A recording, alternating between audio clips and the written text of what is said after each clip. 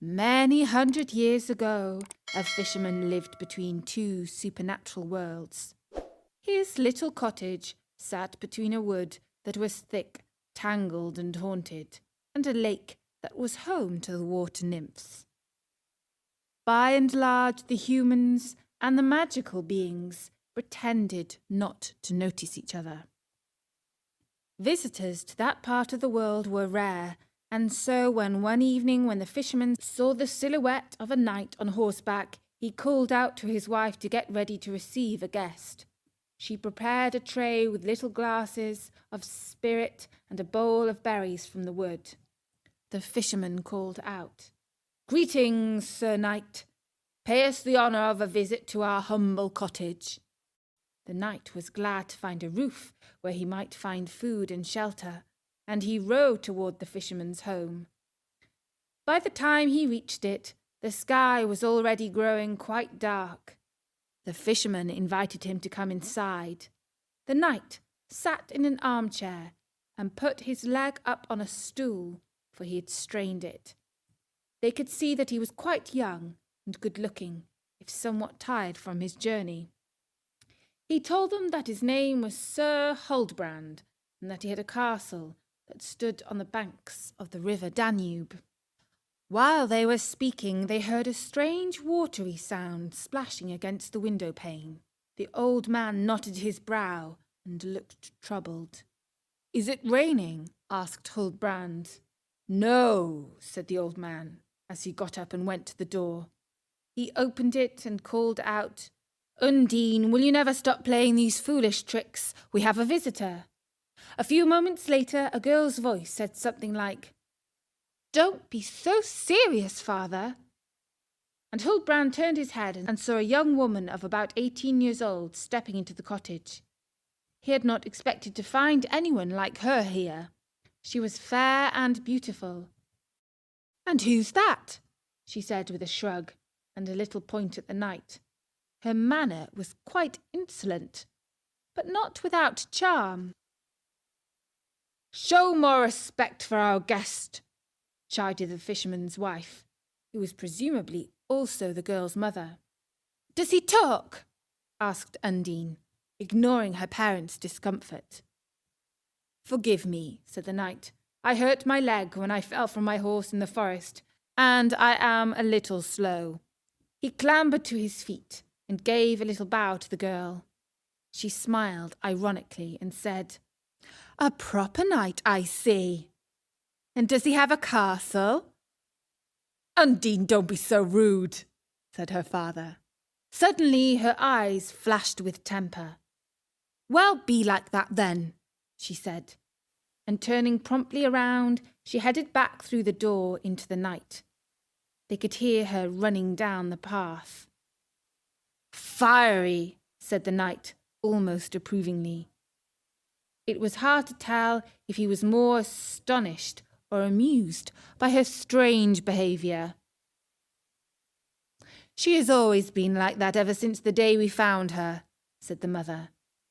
"Found her?" asked Huldbrand. "So she is not your daughter?" "Not ours," said the fisherman. "It is a strange story.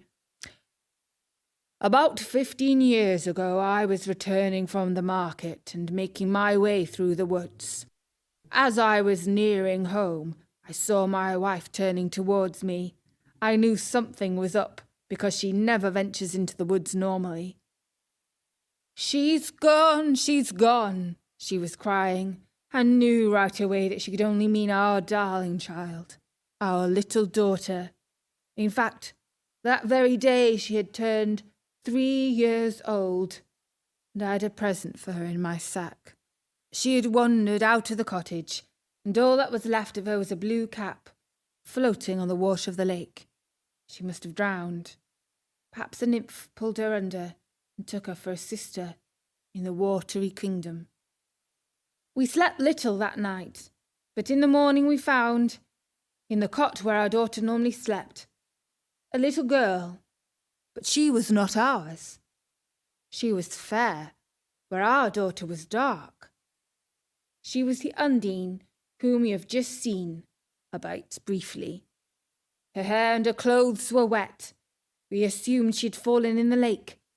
Of course, we accepted the child as a gift from God, although she has always been naughty, willful, and strong-headed.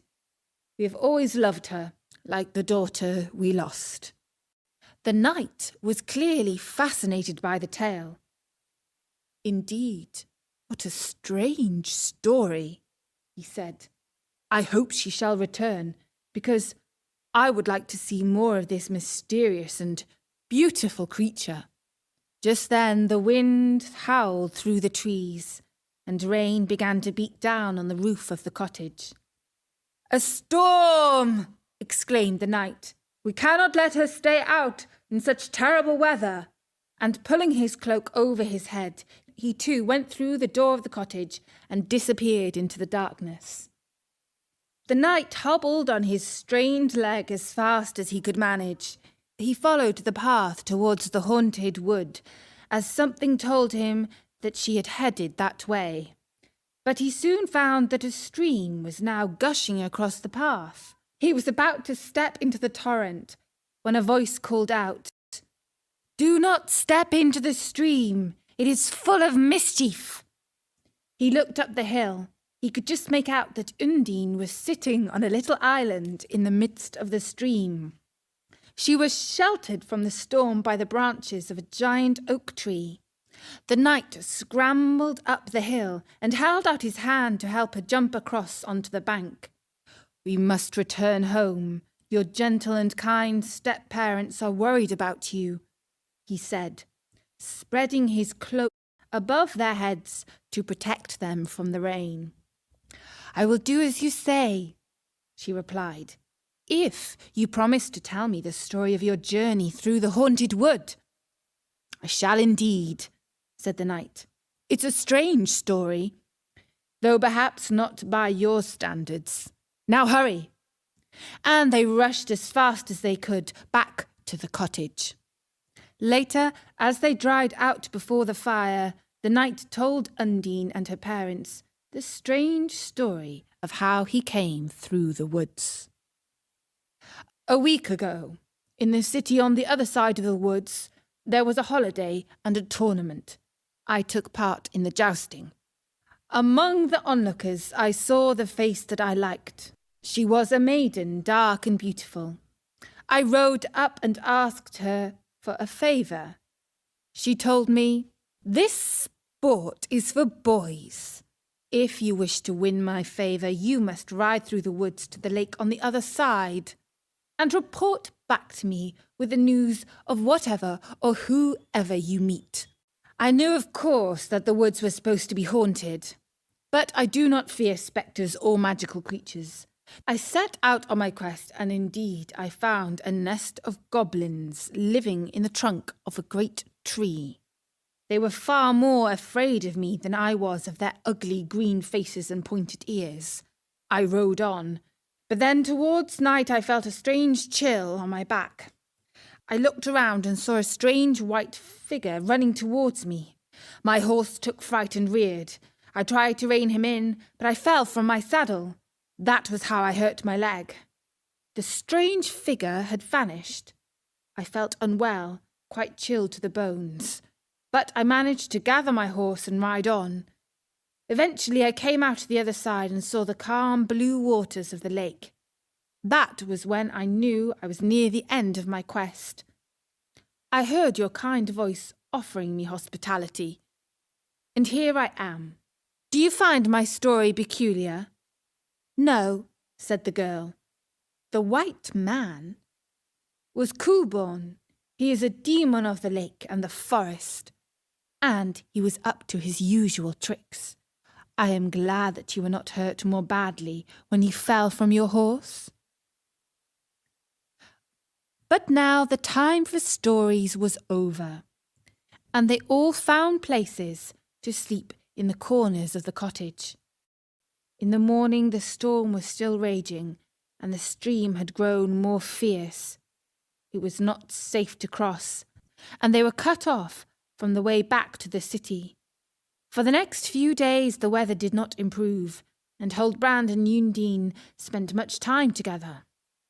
She was less wilful now, and did no more than tease her knight gently. Her step-parents could see that he was very taken with her. When eventually the weather was good enough to go out, they ventured for a walk into the edge of the woods.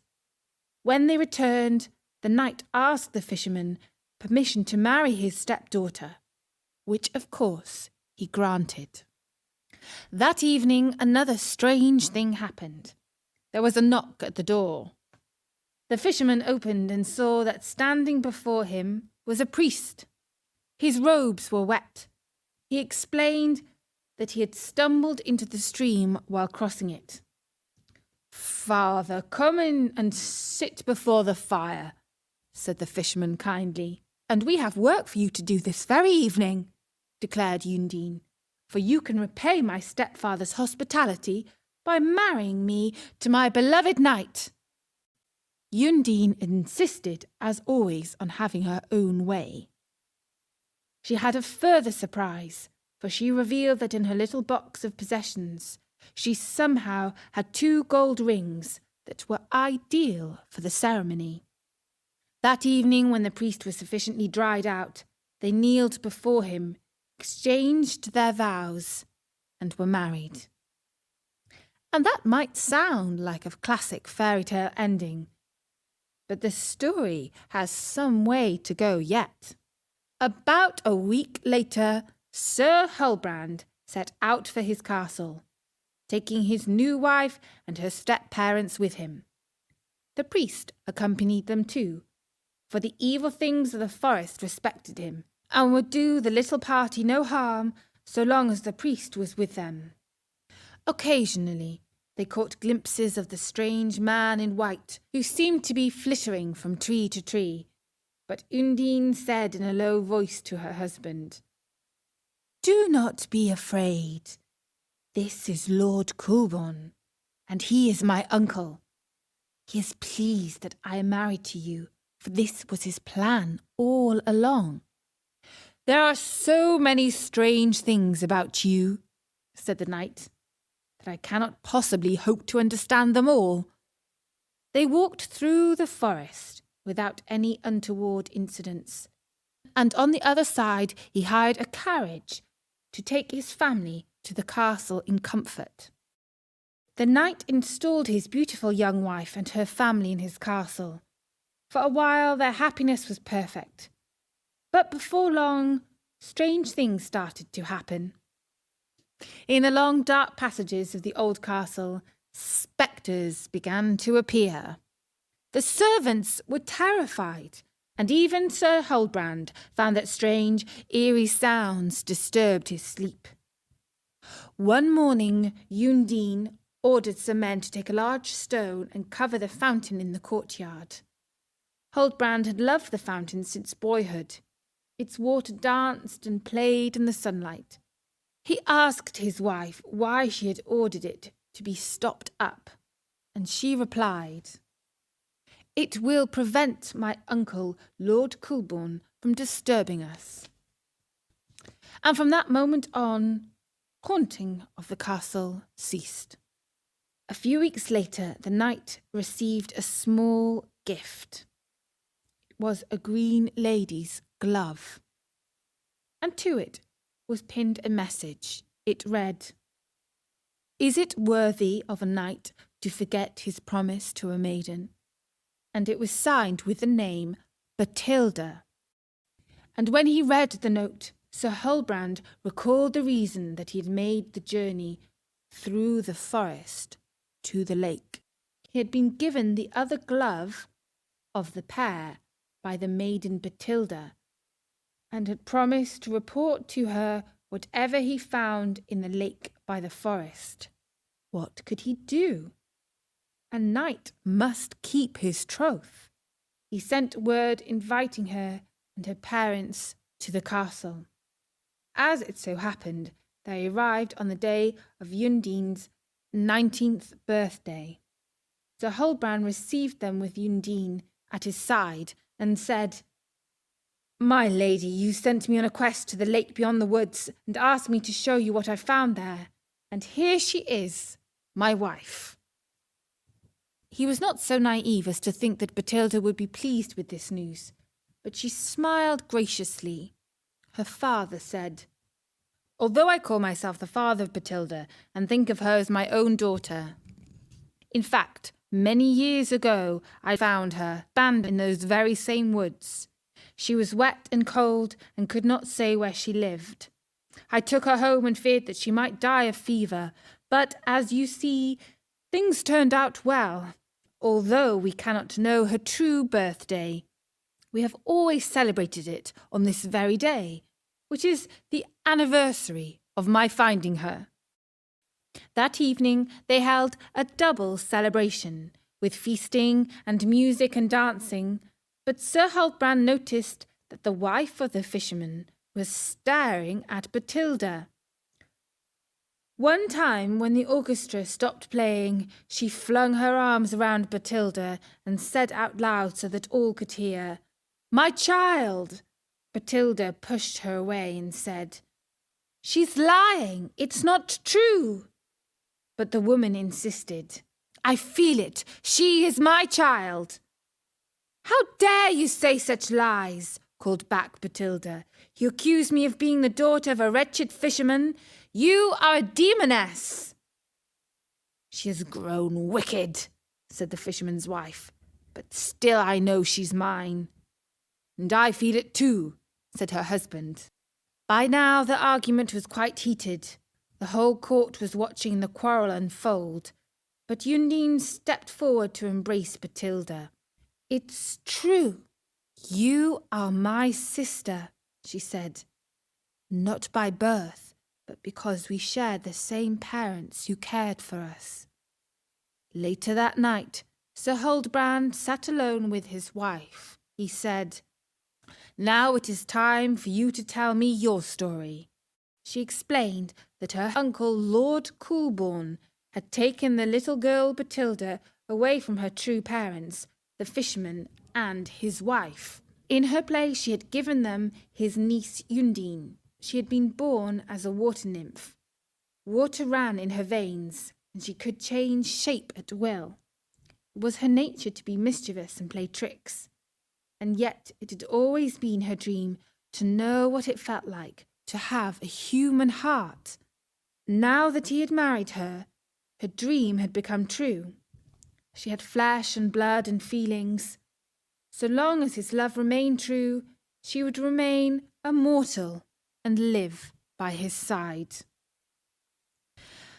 But even in the morning, the stubborn Bathilda would not accept the kindly fisherman and his wife as her true parents. They were so broken-hearted that they left the castle and returned to their cottage. Her own foster parents were angry with her, and she quarrelled with them too. And yet she remained friends with Undine and lingered on in the castle. Sir Huldbrand, Undine, and Bathilda would often go around together, walk arm in arm, and the trio were almost inseparable. And then, one day, as they walked along the banks of the river Danube, Bathilda said, "Oh, how I wish that one day I could see Vienna." "Yes, wouldn't that be just splendid?" agreed Undine. How could the noble Sir Huldbrand refuse the entreaties of two such beautiful ladies? He ordered for arrangements to be made, and a boat was prepared so that they could sail along the Danube to Vienna. At first the pleasure cruise went smoothly, but then Undine's uncle, Lord Coolbawn, could not help but get up to his old tricks. He sent large waves to rock the boat from side to side and made everyone on board feel sick. At night, he howled like the wind. Even Sir Huldbrand was feeling quite terrible. Bathilda, who was practically green with motion sickness, complained to him, "If you had married me, a true woman, you would not have all these problems. Even if my parents truly are that wretched old couple, at least I do not have demons for relatives." Huldbrand, who was not at all himself, staggered up onto the deck, where he found Undine, staring at the choppy waves.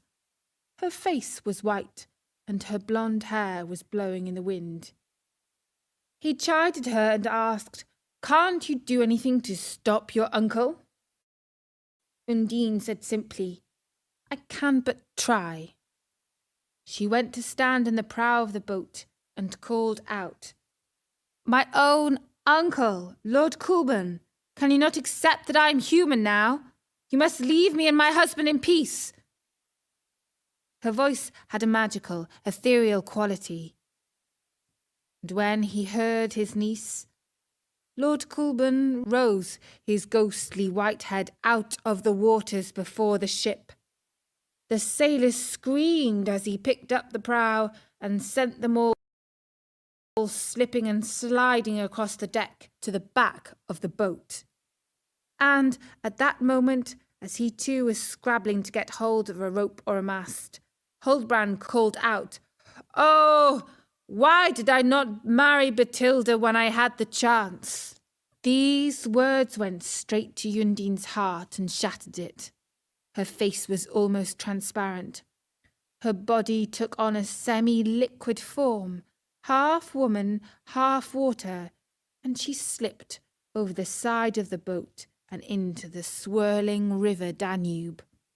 Huldbrand clasped the rail and called after her, "Undine, forgive me. I did not mean what I said." But it was too late. She was gone. The river was calm once again. Huldbrand and Bathilda returned to the castle, and some time later they were married. One morning, Bathilda ordered the great stone to be removed from the fountain. Once again, the waters played as cheerily as in Huldbrand's boyhood. But that night, a watery apparition slid out of the well and ran up the stairs of the castle. It flowed under the door of the room where Huldbrand slept beside his wife. The drops of water formed themselves in the shape of a beautiful young woman. She placed her lips on the cheek of the knight as he slept, and she kissed him. In that moment, he was dead.